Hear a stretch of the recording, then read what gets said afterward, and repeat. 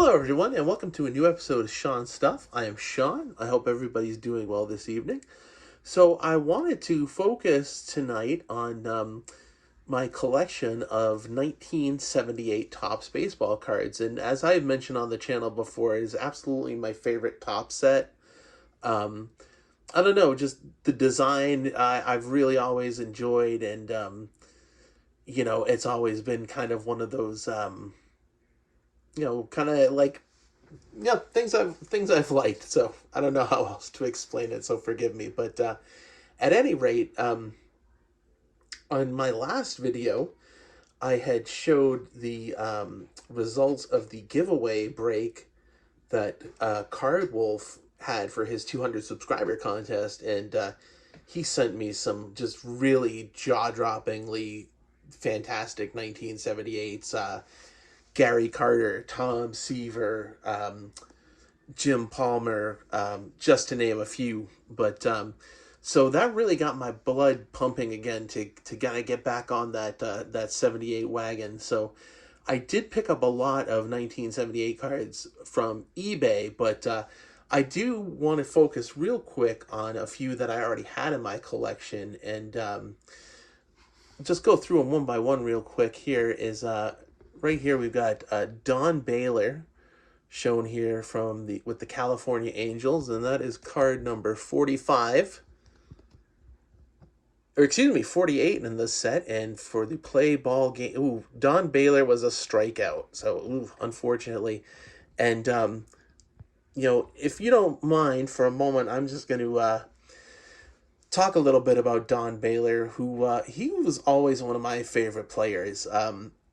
I started collecting baseball cards and watching the Red Sox like very earnestly and interestedly in 1986, and Don Baylor was a big part of the team back then, and when I say big, I also mean literally and figuratively, because Don Baylor was a huge man known for crowding the plate, and in 1986 he set the Red Sox single-season team record with 35 hit by pitches, which is staggeringly painful to think about. To get back, in the same game a lot of the time, after being hit by a pitch, it can't feel good, and to have that done to you 35 times in the course of a 162 game season is not fun. And poor Don is on the fourth on the all-time list of hit by pitches with a staggering 267 in his career. Of course, Don did crowd the plate, which I'll let pitcher fans and batter fans argue amongst themselves, but I picked this up on ComC, and man, I could not have asked for a more gorgeous copy. I mean, very good looking, maybe a hair off center, but just a great looking card, and just love Don Baylor. No longer with us, unfortunately, but definitely a favorite card in my collection. And then this is the Rick Burlison that I got from the Topps Million card giveaway they had a few years ago.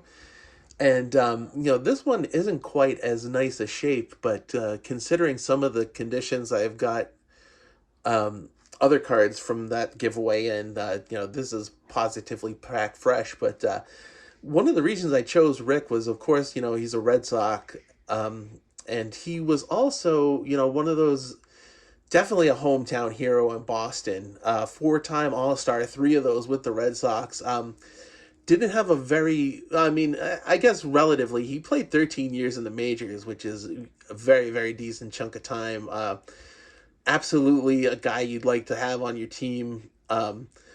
Bill Lee, who is always good for a quote, said of Rick that most guys didn't like to lose. Rick was angry even if the score was tied. So if that doesn't say anything about the man's competitive nature, I don't know what will. But anyway, Rick Burlison. And this one, Steve Kemp here, I picked up off of ComC simply because it looks like Steve just farted and he's waiting for his teammates to smell it. So on that note, let's get back to more serious matters and go with the lot I picked up on eBay. And this was very, very reasonably priced. You know, the cards aren't in the most pristine of condition, but, you know, I'm basically just trying to complete a 1978 set by hook or by crook. So some of these cards, if I happen to run across a mintier copy, then I'll definitely go for it. But right here, we got the Pete Rose Record Breaker. Most hits for a switch hitter lifetime. I did not look to see if he still holds that record, but at any rate, this is just a great photo of Pete Rose, and I think that's what a lot of people are going to think of when, you know, you say, hey, picture Pete Rose. You know, definitely the haircut and the Cincinnati Reds uniform, Charlie Hustle, you know, so definitely a great looking card. Very happy to have that. And I'm going to continue on with the big red machine here. Hall of Famer Joe Morgan with the gorgeous, gorgeous All-Star Shield here, which I would not mind if Topps went back to that All-Star Shield design. I want to say they maybe used that design in 78 and 79.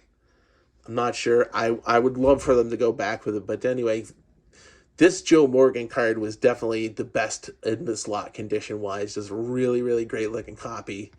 Definitely don't need to upgrade that, so pretty stoked about that. And then we have Ken Griffey, the senior, looking very, very handsome and happy in this photo here at spring training.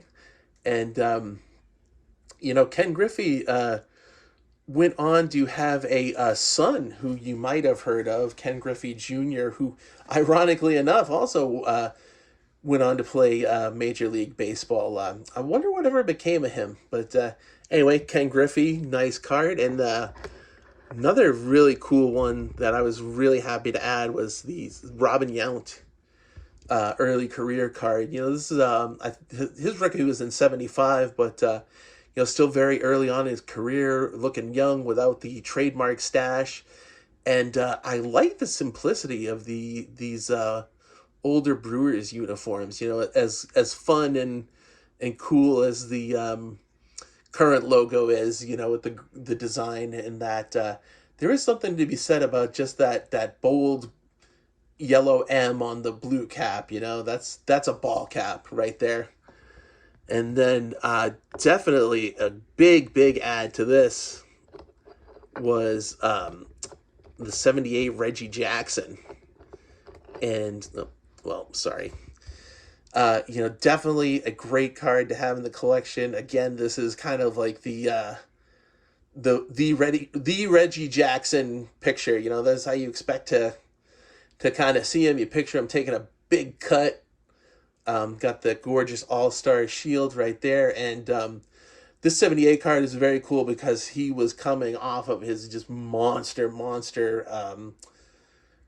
playoffs and World Series performance in 77. So definitely like a great year for a Reggie Jackson card. And last but not least is absolutely my favorite player of all time, Carl Yastrzemski. You know, Red Sox legend.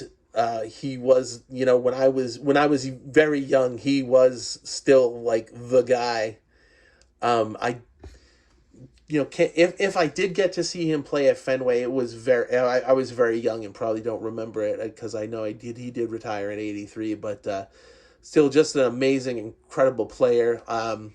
Unfortunately, this, well, you can't really pick it up. This has a hell of wax stain across the face, but you know, I'm not mad about it. It is what it is. I paid, you know, to be honest, I don't know if the seller could have even noticed it, but you know, this is even without the wax stain on this, I would want to get a mintier copy of this card. So at any rate, there is like I said, something old and something new for my 78 collection. And as of right now, I think I'm at about 30 cards in the set. So still a ways to go.